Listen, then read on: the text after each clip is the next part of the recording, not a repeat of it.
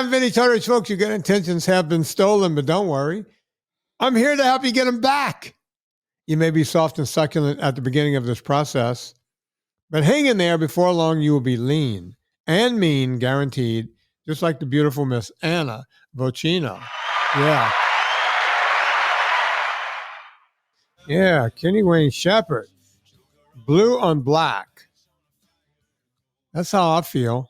I feel black and blue right now, Anna. That sounds dark. Oh, it is dark. It's dark. Sounds bleak. It's bleak. Oh, it's bleak. It's bleak over there. It's dark and it's bleak. Oh, no. Folks, that's the beautiful Miss Anna Vocino right there. Yes, Hello. Yeah. Anna, yeah. You know what? I wasn't going to say this, but we were talking about it off the air. Yeah. So I'm going to say this on the air. Okay. What the hell? What do I have to lose? Have I ever lied to the audience? No. Except for that one time? Yeah, but we won't mention that. Yeah, just at band camp. I'm going to beg you guys, if, we make the best vitamins in the world. Yeah, agreed. And we've been notoriously out for a long time.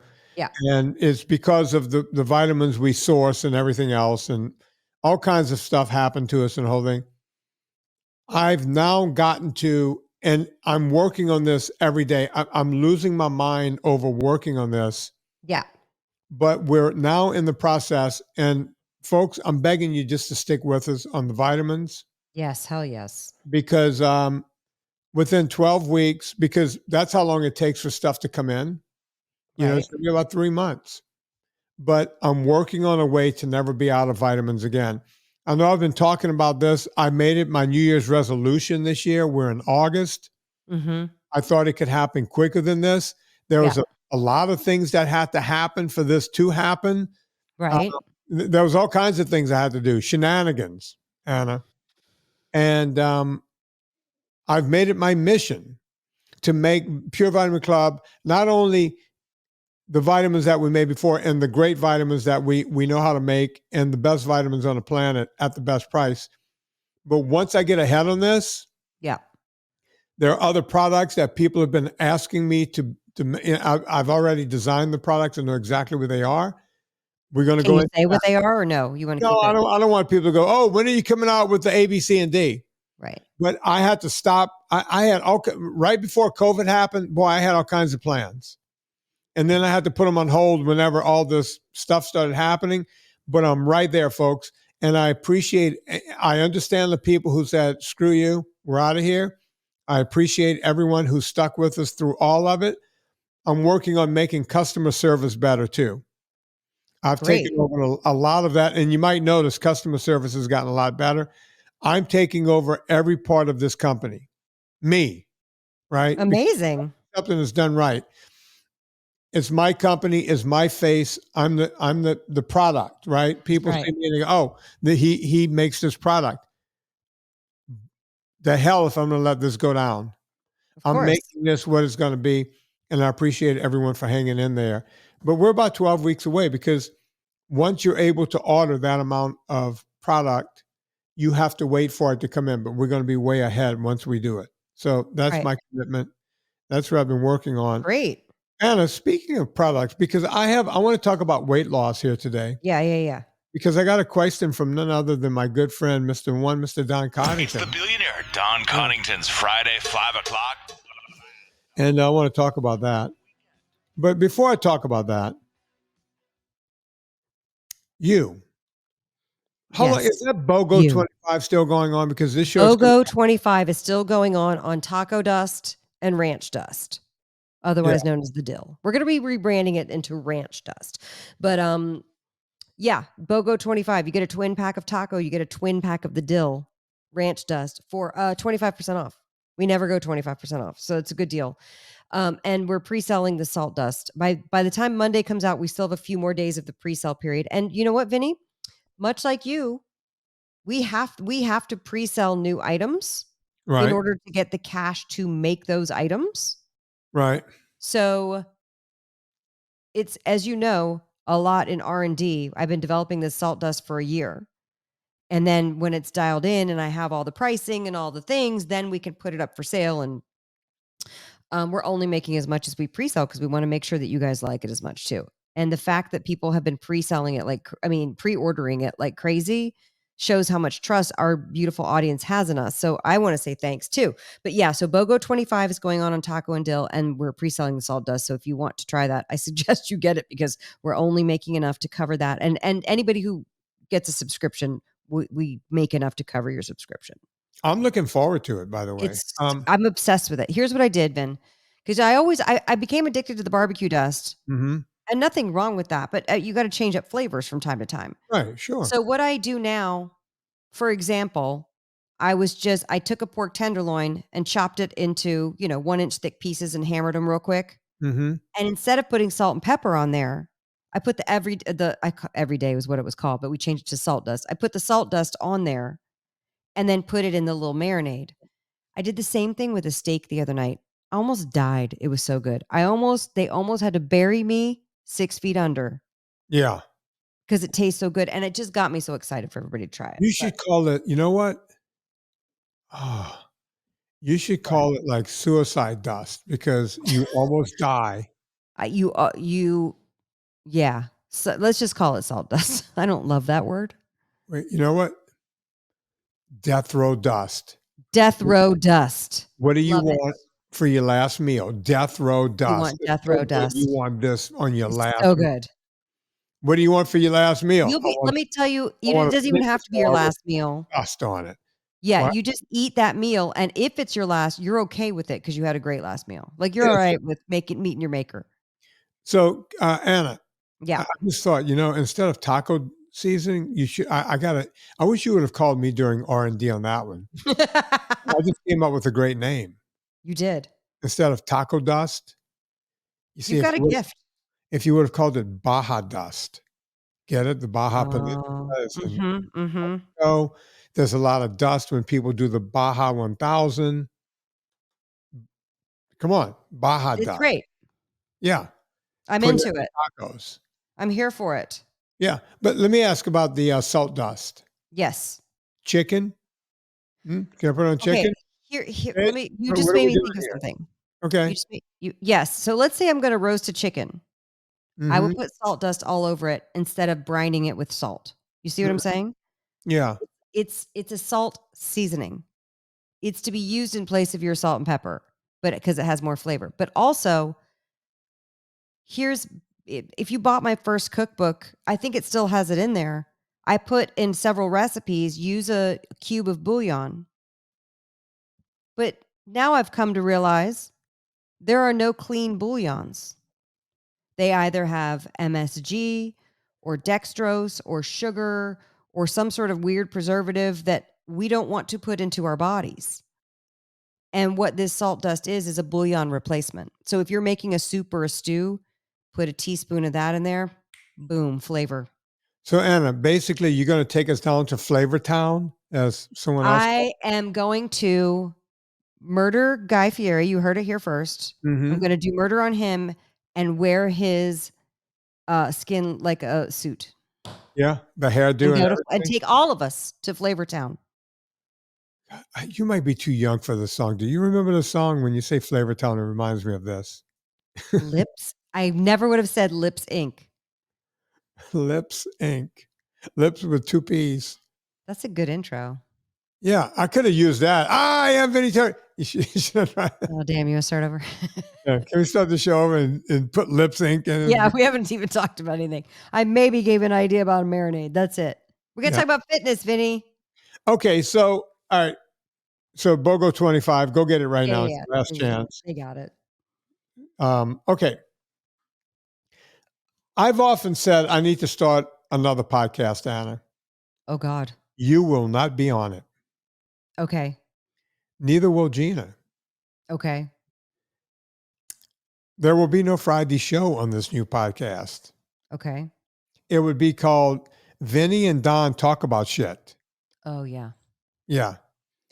Half the time when I'm talking to him. You mean Vinny talks, Don giggles about shit? No. Well, when Don is on the air, he doesn't talk. He clams up. That's kind of the problem. So I would have to talk to him without him knowing it and record it. He can't be on the podcast then if he's Yeah, going to he clam doesn't up. understand that when you do an audible type podcast, you got to say stuff, right? Yeah. That's better behind the scenes, Right. right? We So love him for it. he always comes up with a really good question. And today he came up with it. He goes, so we were talking about something and we got into, he said a couple of things. He Okay. said, when you got to your heaviest, and I never thought of this before, Okay. because when you got to your heaviest, when you decided to lose the weight, and I famously talk about this in Fitness Confidential, if you guys want to pick up the book and read it. With your post-football body. Yeah. So for anyone who's new to the podcast, I'm not very tall. At the time, I was a little over 6 feet tall. I probably go 5'11" now because at 62 years old, you lose height. Right. I'm sure there are a lot of guys out there who would love to be 5'11". Right. But I used to be a little over 6 feet tall. And when I played college football, I got to college at probably 205 out of high school. Right. So 6 feet, 205. And they spend your whole freshman year beefing you up a bit. Right. You eat like a lion. You eat a lot of protein, a lot of red meat, a lot of chicken, a lot of fish, and you spend a lot of time in the gym putting on body, just lean body mass. Now, by my sophomore year, I was somewhere, about 225 in the off season, right? Okay. So you'll say, and by the way, my beefy. waist was the same circumference as it was in high school. It was still at 31. Right. So for my body, I basically, my legs get really big, right? My legs were 33 inches each.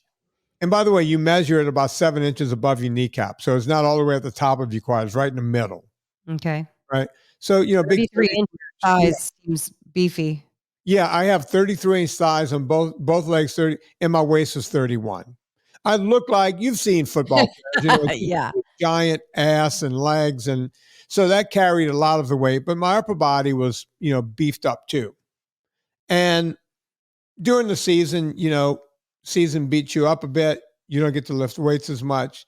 By the end of the season, I was down to 215, 220 on any given day. And that's kind of where I played football. Well, as soon as I got out of football, I wasn't eating all that meat and fish and chicken and sausages because when you're eating on training table, all the food is paid for. So you're able to eat all of this great food. Right. Right. As soon as I was just as soon as you had to foot the bill, you're like, I was eating vermicelli pasta with butter in it or olive oil. Like I would make a whole, like the whole thing of vermicelli. I would just break it in half, put the whole thing. Box. Yeah. That was a meal, right? I was used to eating. Right. Okay. I'm not too proud to say that ramen noodles became something I tried from time to time. Never really got into it, but it's cheap and it fills you up, man. When you're broke, that stuff goes a long way. My best meals were I still ate a bunch of eggs because I was still working out like a crazy man. So I would afford myself eggs every morning. And one of my only other protein meals I would have was I would buy cheap. I don't know if they do this anymore, but it was generic. And please don't gag. It was generic in a yellow wrapper with tuna written on it.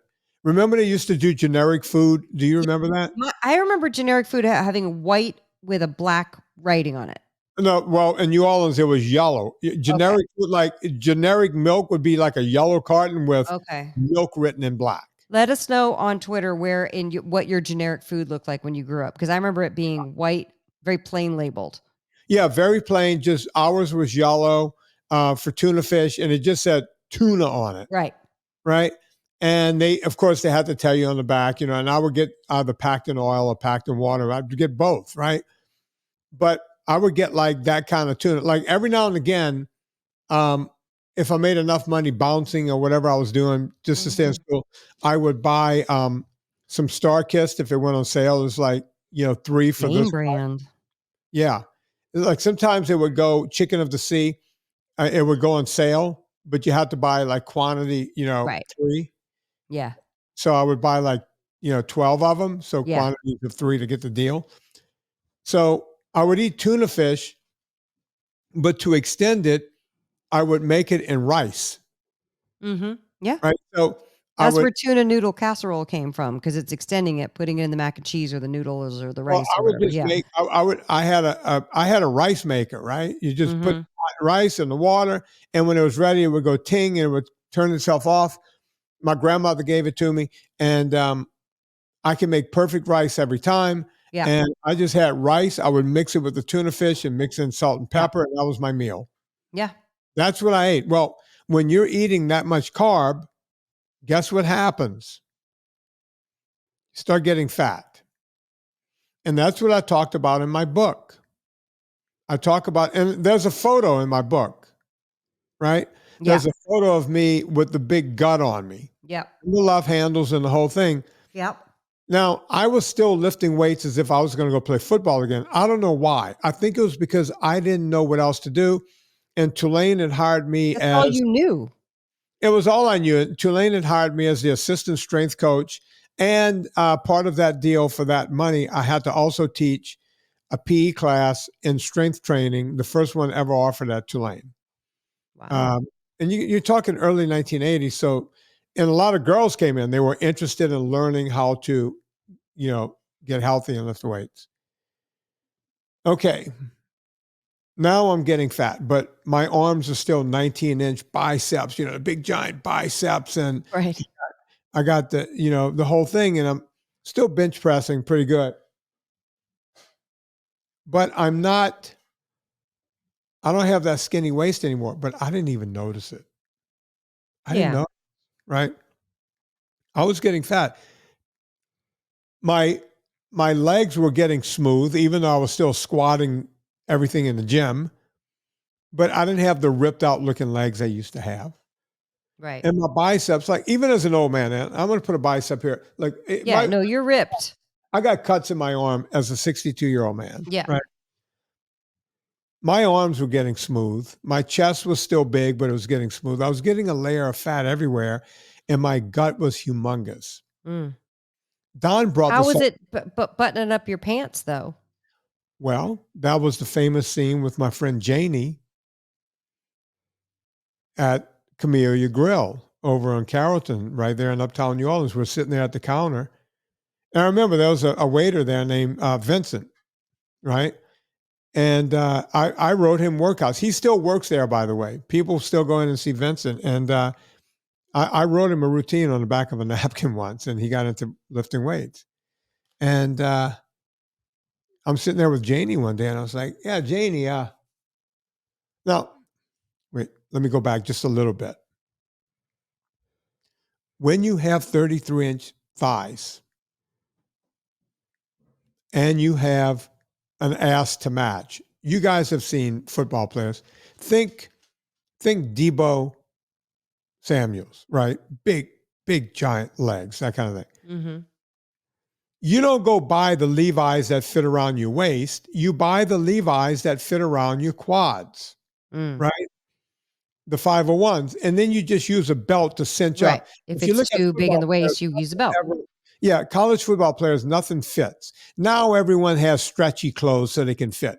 Back in those days, there was no Lycra anything. Right. Right. It was just dungarees. Yeah, I would buy like a 38 waist and, cinch it down with my 32-inch belt, 31-inch belt. Yeah. Right. That's what you have to do. As a matter of fact, you will get these pinches on your skin because the jeans were all like a curtain all the way around you and you had it cinched. So, but that's the only thing you can do. So when I was getting fat, I didn't have to go buy new jeans because now I just had to, let the jeans out, they were coming out more and more because they were the bigger jeans. Does that make sense? Yep. So I was living in fantasy land of not thinking I was getting fat, nor did I ever really look in the mirror that much until Janie on that fateful day said, Janie, I think that the dryer is shrinking up my jeans. And she did a spit take into her milkshake and she goes, oh, sweetie, you're getting fat. And I was like, what are you talking about? She goes, like most football players, you're done playing, you're getting fat. Oh. And I literally said, Janie, come on. look at this. And I did a muscle with my arm. I said, come on, look at these guns of Navarro. She was like, yeah, no, you're getting fat. It never occurred to me before that moment. Mm. And famously, I went home. I say famously because I wrote about it. It's famous. It's in a best-selling book. I went home that night and I showered, and I remembered that there was on the inside of my closet door, whoever had my apartment before me left one of those cheap full-length mirrors. Mm-hmm. Must have been a girl, because girls like to make sure the shoes matches, whatever you girls look at when you look, right? So there's a mirror inside of that. So while I was still naked, toweling off, I opened that closet This is door. a family show, Vinnie. People towel off, Anna. You don't get dressed to towel Naked off. in front of the mirror, toweling off. Yeah. So now I'm toweling off, and I said, let me see what Janie's talking about here with this gut. I get how people get fat. And you go, well, you don't notice you're getting fat? I didn't know. I didn't know until I looked into that mirror, and I looked at myself square in the mirror, and I'm looking at my gut. There's no more abs. Right. There's just this big, giant gut, right? And I turned to the side, and I just let it hang loose. And there was a gut, and there was love handles. And I even tried to suck it in to see if I could suck. I couldn't even suck it all in. Yeah. Right. And I pointed to my face in the mirror, and I said, that's when I said, this stops right now. I didn't know what to do. I was going to say, this is before NSNG. This is 1983, 84. What did you do? Did you like cut out what you were eating? Stop eating carbs? You didn't have any money. All right, I'll get into that in a minute. Let me make the point about Don, and we'll get into what I did, because that might be the show today, talking about what I did when I learned, because I didn't have a Vinnie to go to. My whole life was, how do you put on strength and muscle? Right. I never thought about losing weight. Mm-hmm. I never thought about losing fat. Mm-hmm. It never occurred to me. I wasn't in the weight loss business at that time. I was still an undergrad, getting my degree in exercise physiology and nutrition. But to get back to Don goes, wait, you weighed 270? I went, yeah. And he goes, and you weigh 170, 175 now at the most, right? I said, yeah, somewhere between that. He goes, dude, you lost 100 pounds. And I've never thought of that before in my life. Isn't that funny? And yeah, I'm always, telling people, I know this dude that lost 100 pounds. I lost 100 You pounds. lost 100 pounds. And it never occurred to me before. How did it never occur to you? Because you were 270 at your heaviest. Right. And then when I got back down to like 215, 220. Yeah. I stayed there for a long time, because guess what? I was ripped. I still had a lot of muscle on my body. Right. I wasn't bench pressing 4 plates, as they call it. I wasn't bench pressing 4 or 5 anymore, but I was still bench pressing 365-ish. I was still squatting in the high 400s. I was still a big, strong guy. And now I was a ripped, big, strong guy. Right? So I was happy at 215. I didn't think about, oh yeah, I was 270. Now I'm 215. All I did was went, okay, I got it back. Right. And then I had to learn how to keep it there, because I started learning, if you're eating this junk, you're going to put it ain't back gonna on. stay there. Right. Right. So I had to figure out how to start eating right, which, I took my own advice and did what I had to do. But I never thought before that I had to lose 100 pounds, not until today. How crazy is that? I work with morbidly obese people every day. That is crazy. How could that not be part of your messaging? I don't know. I never thought of it. Is it because it was so long ago? You're out of touch with that guy? Maybe because it was for such a short period. And yeah. And I remember I went from 215, because remember, I'll talk about how I got there in a second. But then when I got more and more into cycling and running races, I remember I would go out and run, 5Ks. And I would be in the front with the little skinny weight weenie guys. And I looked like, a bodybuilder up there pretty much. They're like that. And they were like, That muscle guy's fast. dude, come on. What are you doing in the front? It's like, oh no, I'm going to run. I'll run an 18. I got it. I'll run an 18 and a half. And they're like, yeah, whatever. And I would. Yeah. I would run sub 20 all the time, 19 minutes, 18 something. I was doing those I was fast because I was in great aerobic shape. I was getting into the bike more. It was the early days of triathlon when they had all kinds of weird, triathlon wasn't like it is today. It was like all kinds of weird distances where you would swim in a lake and come back and get out and ride your bike and then go run. And it wasn't like I was doing all of that. And that was the time when people started bringing me to Aspen and they knew I was an outdoors guy. I was like, hey, take us hiking. So I didn't want to be 250. I didn't want to have that much muscle on anymore. I wanted to drop below 200, right? And I remember at the time reading like Robert Haas's book, Eat to Win. Mm-hmm. And he was telling people to do exactly the opposite of what I was doing to lose weight. Eat to Win came out probably in... He was the carb loading guy? Yeah, he was like, fat burns in the flame of carbohydrates. And I'm sitting there going, carbohydrates made me really fat. Really fat. Yeah. And now this guy's telling me, oh, no, wait, you want to lose weight? You got to eat more carbohydrates. I thought the book was written by The Onion, even though The Onion wasn't around back then. It's like, I kept looking, was this book written by the Mad Magazine people or by Second City TV? I thought it was. We should get a copy of it because I would love to read what it was.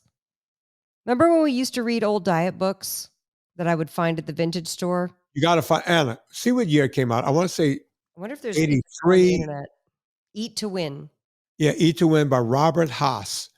And I want to say it came out in 82 or 83. I just remember reading it going, you got to be kidding. And then I went to Aspen that summer, and that's when all my clients... I remember this cover. I feel like it was on every parent's bookshelf.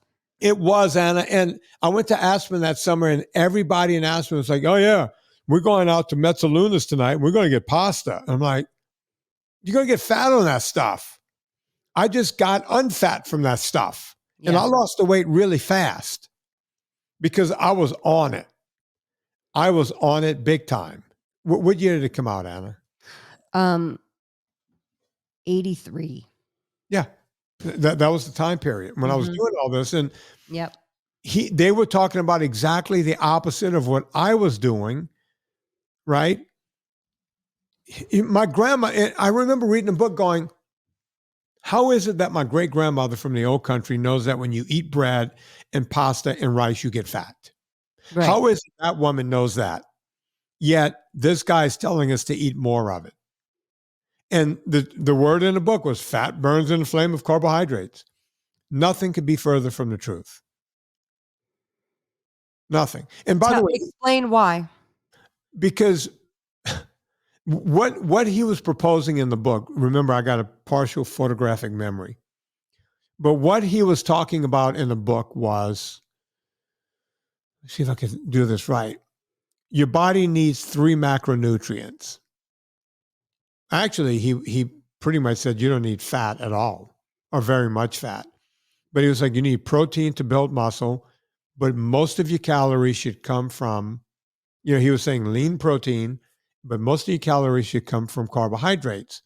So if you have according to him, the proper amount of carbohydrates and enough protein, and since your body needs all 3 macronutrients to burn, which is bullshit, then your body is going to burn the fat off of your body because it's got to get fat from somewhere. That was his whole deal.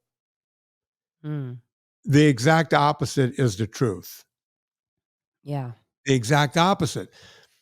Now, that was going on. Meanwhile, the way I lost my weight so fast, again, I tell the story in the book. My book is basically a storybook as to how to lose weight. The first thing I did was I went to the drugstore, K&B drugstores. Had some Best Off. And I bought magazines that had things on the cover like lose 10 pounds in 10 days. Right. Rock hard abs by the time you go. They still say all that bullshit, by the way. Your butt can look like 2 halves of a bowling ball by Friday, all the things, Yeah. right? So I picked up like Shape Magazine and Cosmopolitan. They were all women's magazines. And I came home and I read through all of them. I read them cover to cover, right? And I would take notes because I was a ferocious, note taker. It's like, wait, these people are basically telling you to starve yourself or to do something wacky. Drink nothing but cabbage soup. Eat nothing but grapefruit. Grapefruit, somehow the enzymes in grapefruit is going to make you lose all of your weight. But do that for 2 days, and on day 3, only eat eggs. And on day 4, and they would tell you to drink all the tab you wanted, It's all the crazy diet, making. Yeah. drink, just all the things. And I'm like sitting there going, geez, when I play football, I eat nothing but red meat and fish and chicken. And I was as lean as you can get. Right? Not anymore. These people are telling you do the opposite of that. And if you're going to eat anything, make sure it's not fattening. Make sure it's a carbohydrate, because the idea was if you don't eat fat, you can't get fat. This is the beginning of all of that stuff. Fat burns in a flame of carbohydrates. If you don't eat fat, you can't get fat. Everyone was eating snack wells. Oh, yeah. And I'm sitting there going, what the fuck just happened? I'm losing weight in a time period when all of this stuff is cranking up. Right. And by the way, do Jane Fonda 3 days a week. You can sweat it off. And Richard Simmons was sweating to the Calinetics. whole season. Yeah. And while I sip some water here, let's do a little Villa Capelli ad, and we'll continue from there. Villa Capelli olive oil is the best olive oil on the planet, you guys. And before I cut out again, make sure you head over to villacapelli.com and get some olive oil. They're not always in stock, but they are right now. And they have the 3-liter tin. They have 750 milliliter bottles. Vinnie and I, over the years of them being our sponsors, which, by the way, we talked about them long before they were ever sponsors. And people don't believe us. And then you guys try it and you order it and you're like, oh my God, that's better than any grocery store olive oil could ever do. And I know olive oil is having a moment right now, and there's a few companies trying to do some good things. Trust me. This is the olive oil that's from Puglia. It is from the epicenter, the cradle of where olive oil comes from. And it is so good. It has that peppery finish. You can taste the polyphenols. You can taste the olive flavor, but it's not briny. It's olivey. It's so good. You're going to want to use the discount code Vinnie, Vinnie. You'll get 10% off your order each and every time. Get your cart size for $40. After the Vinnie discount, you'll be above $125. That means you'll get free shipping. So there's 2 ways to save at Villa Capelli. Promo code Vinnie, Vinnie. Let them know we sent you. And blah, blah, blah, blah, blah. Okay. Just want you to know that I upgraded to the most expensive Xfinity that there is so that my internet wouldn't do that. And don't get me started on being on the most expensive everything, because I will blow a gasket on the money I spend. That'll show them if I just upgrade to the most expensive one and it still doesn't work. Yeah, I'm going to show them. I'm going to spend more money with them, and they're going to give me crappy service, and I'll be happy. Yeah. Oh, so don't get me started on getting a quote from my crown that cracked. Do you know that we pay for dental insurance, but then you don't actually get anything for it? I've never paid for dental insurance. It should not be called dental insurance. It should be called dental, something that you pay for that you get nothing in return. They should call it reaming your ass out insurance, because that's what they do. That's what they do. And that's it. That's what they do. Okay, so Anna, I want to get back to it. So have I ever told this story on the podcast? No. Okay. So that's why we love Don Coddington so much. It's the billionaire Don Coddington's Friday, 5 o'clock. Anyway, I'm reading all the stuff in a magazine. I'm reading stuff by Robert Haas. I went through Atkins' book again. And the only thing that rang true for me was Atkins, because at that point, I remember hearing somewhere along the way in one of my classes, like 2 years earlier, about this guy, William Banting, and the letter on corpulence. And I remember I wasn't interested in the letter on corpulence, but I remember skimming it, because for some reason, wasn't he the guy who discovered insulin? No, he was just a guy who lost weight Oh. and wrote the letter on corpulence. Okay. Somebody discovered insulin who has the name B. Never mind. I'm going to Google it. Yeah, you do that. So William Banting wrote the letter on corpulence in the 1700s at some point. Look up Sir when Frederick Banting. Sir Frederick Banting. I had the last name correct. Yeah.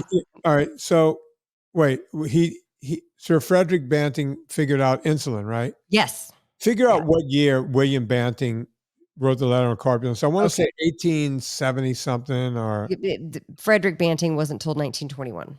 yeah, William was way before that.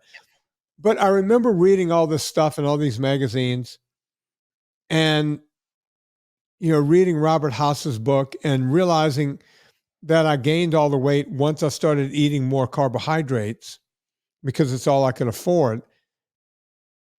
I thought to myself, okay, I got to go look for this guy Banting on microfiche. And sure enough, at Tulane Library, I was able to find the letter on corpulence and read it and had it, printed out and did the whole thing, right? And I went, oh my God, this is it. This is the answer.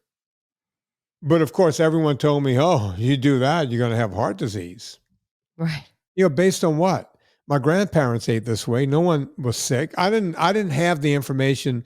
I didn't have the Robert Lustigs of the world. I didn't have any of these people at the time. Oh, by the way, Anna, in one day, you know me, I can't stay on one subject. I got 2 messages like 3 days ago.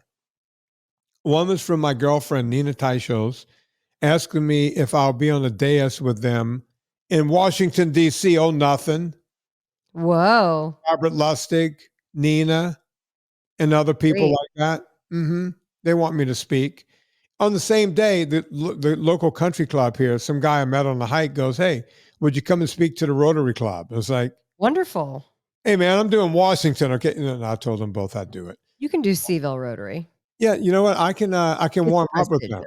I can warm up, just get my chops back, try out some of my material and then bring it up to Washington. That's right.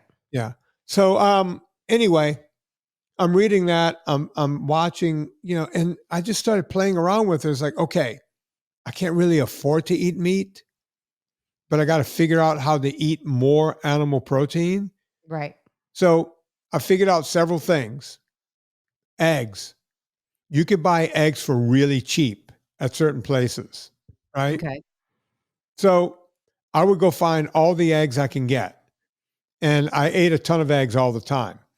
That's when I started eating my tuna fish, God help me, without the rice.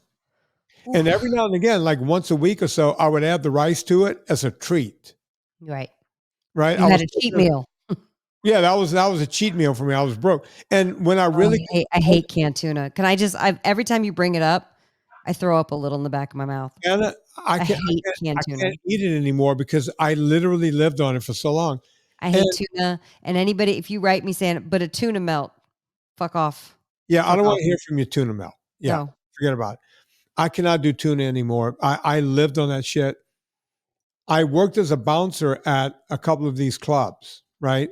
And they would do happy hour, which meant that they had food at these happy hours, right? Which means they had some sort of kitchen at these nightclubs.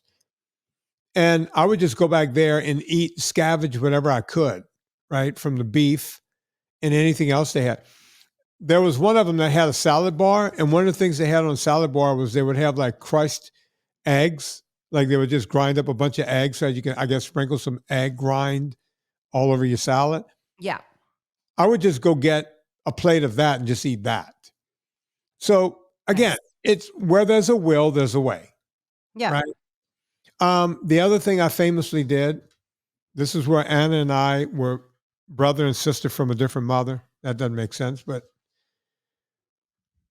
I would have a certain amount of money every year. I would earn money all summer. I would do whatever I can. I had to, when I got out of football, I had to pay for my last year of college. Tulane wasn't cheap. And I compartmentalized money. I knew how much money was in my checkbook. And what I would do is I would go, okay, X amount of money per semester for gas. Right. right? It's like $200 or something. Gas was cheap Yeah. for the whole semester. I went down to the bike shop and I can buy a brand new Fuji bicycle. It was Yeah. a brand called Fuji, and it was only $140, tax included, which I thought Okay. was a lot of money. But I went, okay, I'm making this commitment with my gas money. I only have some emergency money to drive somewhere if I had to, some emergency gas money, which meant everywhere I went on the bicycle, Right. period. Even if I went on a date, I would tell the girl, hey, can I meet you in the park or something? Can I meet you at some place or whatever? I Yeah. would show up on a bike. And they thought it was kind of bohemian and kind of cool, that kind of thing. Yeah. I rode the bike everywhere. And that's how I got into Smart. cycling, right? If I Yeah. wanted to visit and this was amazing for me at the time. Amazing for me, not for anyone else. My parents, I figured out, lived about 70 miles away, right? And it's like, okay, I want to go visit my parents. I got to ride the bike there. Right. And they were amazed at that. It was like, wait, you got here in 3 hours? It's Louisiana's flat. There's not one hill. And I was Right. pretty good at going fast, right? Right. But yeah, 3 hours, 15 minutes. Here I am. I would just haul Did your ass. bike ever like break down or the tire pop or something on the way? Yeah, I carried patches. I didn't even Oh. have the kind of money to just, once I got flush and rich and everything, making 100,000 a year, I never used a tire patch again. I would just change I would carry tubes with me. So if you got a Oh. pop, you just put a new tube in it. Yeah. Tubes were like $3-4 back then, right? But early on, if something happened, I would have to, mend it, with a patch right there on the road. I'm hearing Trixie. She's getting into the Did you hear chat. that? Yeah. Yeah. I'm down here trying to work, and Trixie is up there making noise. Serena, I'm trying to do a podcast, honey. Thank you. I love Trixie. I want Trixie to join us. She's a little mouthy. She's a little mouthy. Yeah. By the way, I think we found a dog with worse breath than your dog. Oh, not impossible. Oh. Wait till she gets old. It's going to get even worse. Trixie has what we call the Zackleys. Her mouth smells exactly like her ass. Sarah Silverman had this joke. She said that her dog got so old and his breath is so bad. It's like as if all the farts in the world took a shit.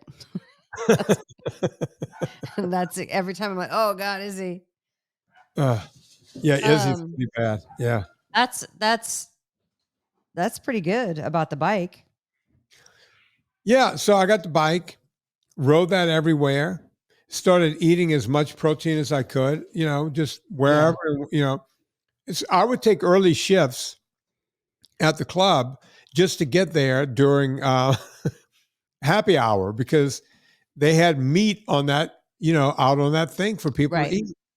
You start figuring out, it's like, hey man, I'll take the early shift, this and that and the whole thing, but whatever I could, right? I made do. I made things happen, and it didn't take me very long to lose the weight. I think that you were ahead of your time with that because we were all bombarded with you have to eat carbs and don't eat fat. Like I was, because I'm 10 years younger than you, and I was the target audience for coming up in all of that. And I was a dancer. So it was about eating the fewest calories, and definitely if you're counting calories, you don't want to eat fat because fat has more calories. Oh, Anna, can I add one thing to this? Mm-hmm. I was more about the protein back then because I too thought if you ate too much fat, you could get fat. Right. So you wanted to have the fewer calories of protein. Yeah. Like if I could get a chicken breast over a chicken leg, like I would do that kind of stuff. Right. Right. And if I brought home some ground beef, I would try to get the 90-10. Right. Right. And that kind of thing. I was under that impression too. I just need the protein, bro. I just need the protein. No, that's pretty good. Young, you get away with a lot of stuff, especially when you're cycling a gazillion miles. Oh, yeah, sure. And you're young. And my stepmother is a retired professor of anatomy and physiology and cell biology and microbiology. And she is a smart woman. And it's so funny how she's The only thing about nutrition, though, that she knew was like, oh, you have to have protein. And she said it to us all the time. She Yeah. married my dad when I was 8. So she said it to me and my little brother, half brother, all the time. You got to eat protein. And I was like, whatever. Protein, you can't have that. How old is she now? How old is your stepmother now? She just turned 80 in July 31st. Yeah. So you see, that was like every meal when I was growing up, right? My grandparents, my parents is like, eat your meat.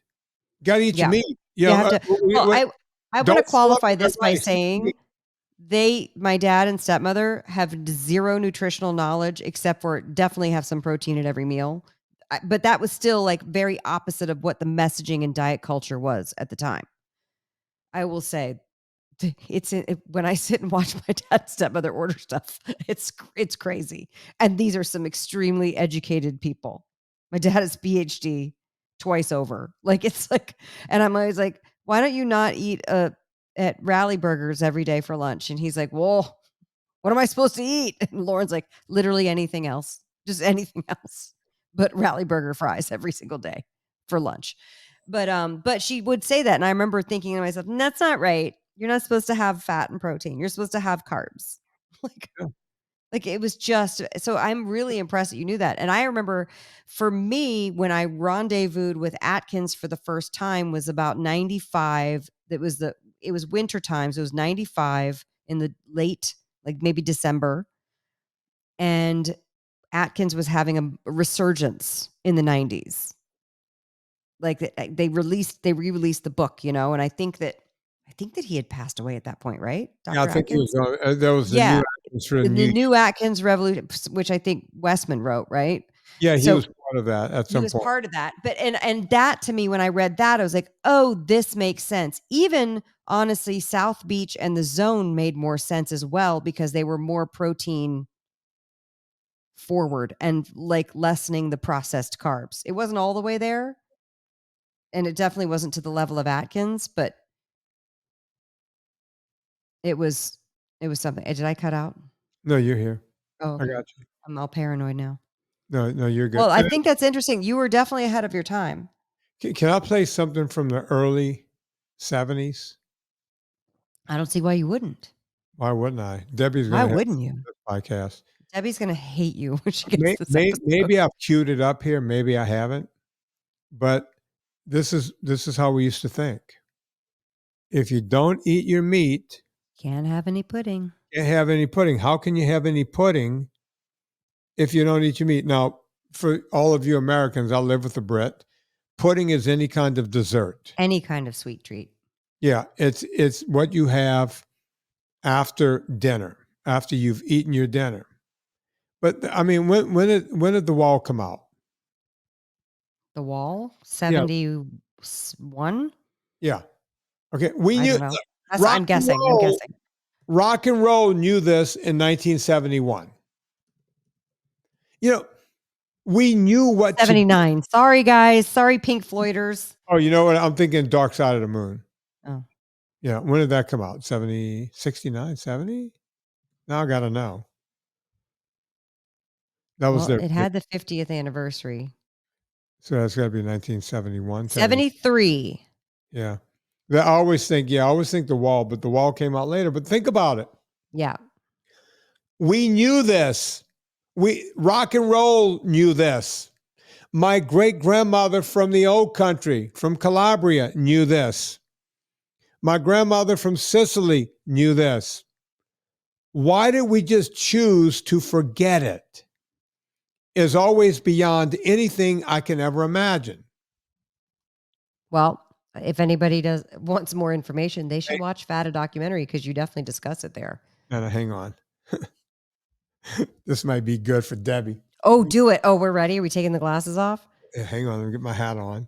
There we go. How do I look, Anna? You look fabulous. Okay. You see, whenever I take my glasses off, then I got these marks on the side of my nose. Yeah. Okay. All right, let me think through it a little bit. Okay. Get my glasses on, take my hat off. I don't have to look cool. Who gives a fuck? Does anybody watch this on YouTube? No, but that's going to be on the Instagram. Oh, okay. By the way, Anna, I was talking to one of your stalkers today. My stalkers? Mm-hmm. Mm-hmm. Oh, we got to give a shout out to Drew, who's in the hospital. Who's Drew? Super fan Drew. I Oh, can't it's not say his Drew. I last thought you name. meant Drew Pitt. Torgengrid. Oh, Drew. that guy. Yeah, I know. What's he doing in Yeah, the you know hospital? Drew. I'm sure Yeah, you've had consults with him. I Something know with his Drew. heart. Drew, get it Come on, Drew. together. We love you. Feel better. Shout out to you. Hopefully you're home by now by the time you listen to Drew, this. I'm going to play a special song for you at the end of the show, Yes. and it's going to be just for Drew. By the way, Remind if me. you want a shout out, all you have to do is go to the hospital and then write me a note. But you have to really go to the hospital. You We have to need really go to the hospital. You can't lie about it. That's bad karma. like send us a thumb or something. We need Yeah. we need proof. Yeah, we need photo evidence. I was talking to I don't know if I can say her last name, but I can say what she calls herself on the internet, right? Sure. Fly Girl Trishy. I love Fly Girl Trishy.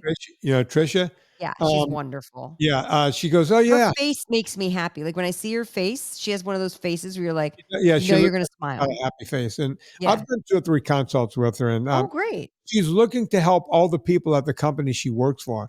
And she told me, she goes, yeah, I go to Anna's such a thing good egg. sometimes. And I went, oh, so you're a stalker too. And she goes, Yeah. She's come out to the Jewels.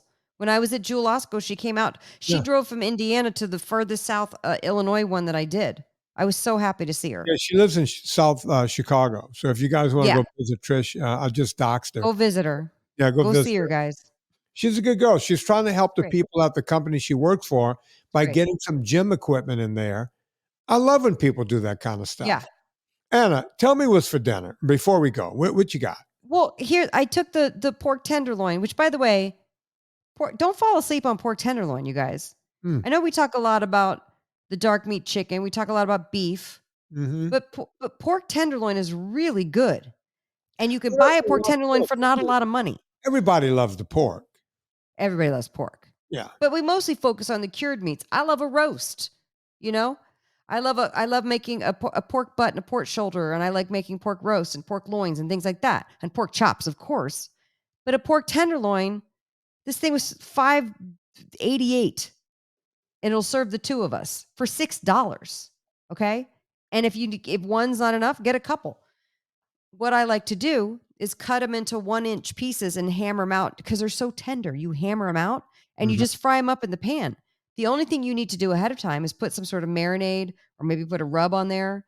And so what I've been making sure to do, I have over purchased a bunch of meat on sale, and I just make sure in the morning I take it out to thaw it, or if I'm really thinking ahead, I'll take it out and put it in the fridge to thaw it. Because if you can thaw something in the fridge for a day and a half to 2 days beforehand in the fridge. If not, you're gonna have to take it out and put it on the counter, do but don't leave it out too long. You guys got to be safe, okay? Or you can put it in the ice bath and let it not the ice bath, the water bath, and let it thaw. Please don't thaw your meats in the microwave. It's disgusting. It'll like partially cook it. It's nasty. So I've been trying to thaw the meats and then make sure that by 2-3 p.m. I'm marinating the meats. Now, if you can do it the night before because you're going to work all day, do that. But if you're marinating meats, guess what? Or you put the rub on it and then put it back in the fridge. Guess what? When you get home, you have no excuse to not fry something up in the pan or put it on the grill. And remember, the tip is if you cook it on the stovetop or the grill, you're going to have a fast dinner. Anything that goes in the oven takes longer. You have no excuse not to make it. So I just whipped up, I got some, I had some leftover fresh ginger from recipe writing, but you can do the tube of ginger or even some dried ginger. Villa Capelli olive oil, gluten-free soy sauce or coconut aminos. Not a lot, just a little bit for the flavor. I put the everyday dust in there, but you can do garlic powder and onion powder. I put a little bit of cold pressed sesame oil, just a bit, just a splash, because that stuff is strong. And whisked it all up. Oh, I put a juice of a lime in there. Whisked it all up, threw those medallions in there that I seasoned, and I'm going to take them out. I'm going to fry them up in the pan.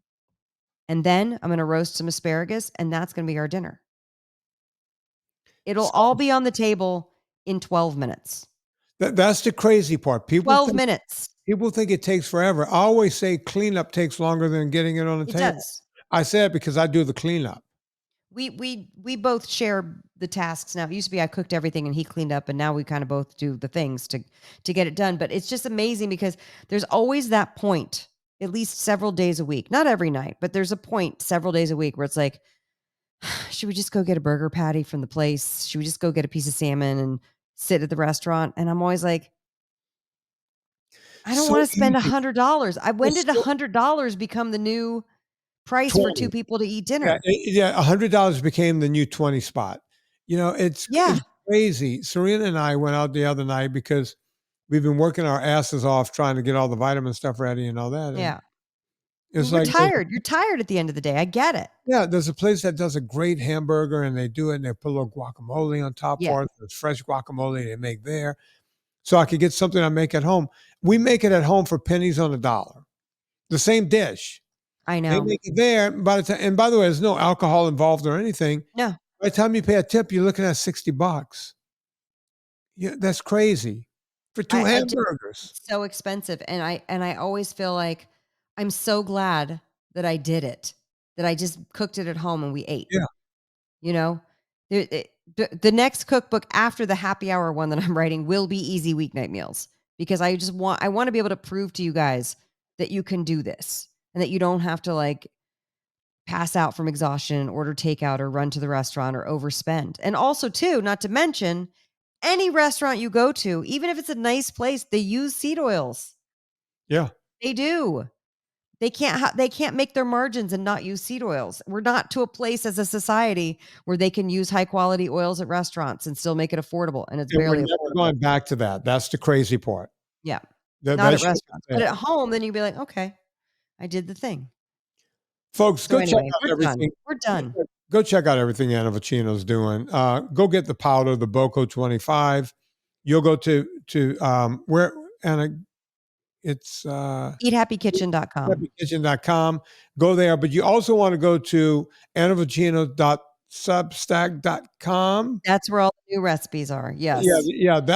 Go there. You got to go there. So go check out everything she's doing.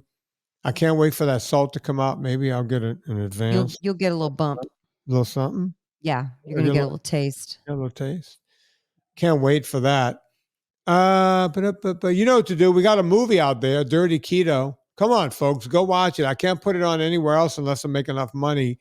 Dirty Keto. Yeah, go to Amazon. Why is Dirty Keto? Rate and review that. I really appreciate that. And I'm going to read A Letter on Corpulence because it's right here, published at onlinelibrary.wiley.com. That's what you need to do. Yeah, it looks interesting. On behalf of Anna Vocino, my name is Vinnie Tortorich. Put life into living, and let's do this one for Mr. Drew, who's in the hospital. And Drew, this song goes out to you right here.